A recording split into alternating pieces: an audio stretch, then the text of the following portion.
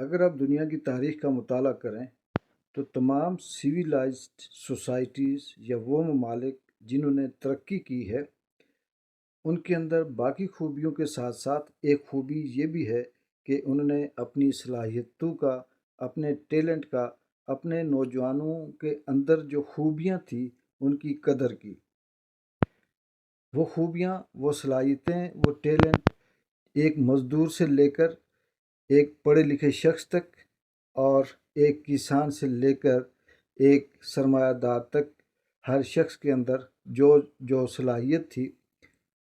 ان ترقی یافتہ ممالک نے ان کو استعمال کیا اور اپنے ملک میں اسے فائدہ پہنچایا۔ بدقسمتی سے یہ جو خطہ پاکستان ہے، جو زمینی لحاظ سے دیکھا جائے، قدرت کے وسائل سے اگر دیکھا جائے تو مالا مال ہے، لیکن اس کے اندر جو سوچ، جو ذہنیت پروان چڑھی، جو حکمران طبقہ آیا، وہ بدقسمتی سے غلام اور انگریزوں کے نہ صرف کتے دلانے والے بلکہ انگریزوں کے جوتے پالش کرنے والی سوچ یہاں پہ پروان چڑھی، اور اس نے اس ملک کی صلاحیتوں کو اسی پاؤں تلے روندا جس پاؤں تلے انگریز نے بر صغیر کے اندر مسلمانوں کی صلاحیتوں کو روندا تھا۔ پاکستان کی اگر ہم بات کریں تو پاکستان کے اندر باصلاحیت شخص، چاہے اس کا تعلق ادب سے ہو، اس کا تعلق فن سے ہو، اس کا تعلق بزنس سے ہو، اس کا تعلق کسی سیاست سے ہو، اس کا تعلق شعبہ تعلیم سے ہو، شعبہ صحت سے ہو، شعبہ آرٹ سے ہو، کسی بھی شعبے سے، کسی بھی میدان سے اگر صلاحیت کا تعلق ہے تو وہ باصلاحیت شخص پاکستان میں باعزت زندگی نہیں گزار سکا، یا تو اسے مار دیا گیا، یا وہ تڑپ تڑپ کر مرا، یا وہ ملک چھوڑ کر اپنی خدمات کسی دوسرے ملک کو دینے کے لیے تیار ہو گیا۔ یہی وجہ ہے کہ پاکستان کی زمین تو زرخیز تھی، پاکستان کی جو آب و ہوا ہے وہ تو خوبصورت تھی، لیکن پاکستان کی جو سوچ ہے، پاکستان کی جو صلاحیت ہے وہ بانجھ ہو گئی۔ اس کی بانجھ ہونے کی وجہ صرف اور صرف یہی تھی کہ پاکستان میں ہر اس شخص کو نہ صرف اگنور کیا گیا بلکہ اس کا عرصہ حیات تنگ کر دیا گیا، جس شخص کے اندر تھوڑی سی بھی کہیں نہ کہیں کوئی صلاحیت یا ایسا فن، ایسی ہنر، ایسی قابلیت موجود تھی جو اس خطے کو، اس ملک کو فائدہ پہنچا سکے۔ ہم اگر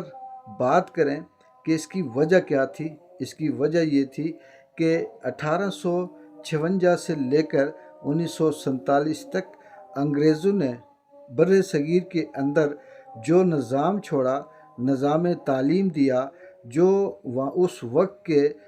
جاگیرداروں کو، اس وقت کے نوابوں کو، اس وقت کے وڈیروں کو جو ذمہ داریاں دی، وہ ذمہ داریاں یہ تھی کہ آپ کو ہم نوازیں گے، آپ کو مراحتیں دیں گے، آپ کے بچے ایلیٹ سکولوں میں پڑھیں گے، آپ کے بچے لندن، امریکہ، یورپ میں بغیر کسی مشکل کے گھومیں گے پھریں گے، لیکن آپ کی ڈیوٹی یہ ہے کہ یہ جو عام آدمی ہے، یہ جو عوام ہے، ان کو دبا کر رکھنا، ان کو غلام بنا کر رکھنا، ان کی سوچ کسی بھی طرح سے پروان نہ چڑھ سکے۔ وہ جو سوچ تھی، اس وقت کا جو وڈیرا تھا، اس وقت کا جو نمبردار تھا، اس وقت کا جو اپنے آپ کو نواب کہلاتا تھا، جب انگریز نے بر صغیر کو چھوڑا تو ان کو پورے صوبے دے گیا، کسی کو ضلع دے گیا، کسی کو سرمایہ دے گیا، کسی کو باعث جائیدادیں دے گیا، اور آج ان لوگوں کی دوسری، تیسری، چوتھی نسل پاکستان کے اندر اسی اسکرپٹ کے اوپر چل رہی ہے۔ پاکستان 1947 کو جب انڈیا، ہندوستان اور پاکستان اپنے اپنے خطے سے الگ ہوئے، ان کا جب بٹوارا ہوا تو بہت سے ایسے لوگ، لاکھوں کی تعداد میں وہ قابل لوگ جو ہندوستان کے اندر جاگیردار بھی تھے، امیر بھی تھے، باعزت زندگی بھی گزارتے تھے، ان کا تعلق مختلف شعبہ زندگی سے تھا، وہ ہجرت کر کے पाकिस्तान आए, ये सोचकर कि पाकिस्तान मुस्लिम दुनिया का मुल्क है, इस्लामी जमहूरिया पाकिस्तान इसका नाम रखा गया है, यहाँ हमें इज़्ज़त भी मिलेगी, यहाँ हमें आज़ादी मिलेगी, यहाँ पर हम अपनी ज़िंदगी, आने वाली नस्ल की ज़िंदगी बेहतर और अच्छे तरीके से गुजार सकते हैं। लेकिन जैसे जैसे वक्त गुजरता गया, पाकिस्तान के इब्तदाई कुछ चंद साल बेहतर थे, जिसमें पाकिस्तान की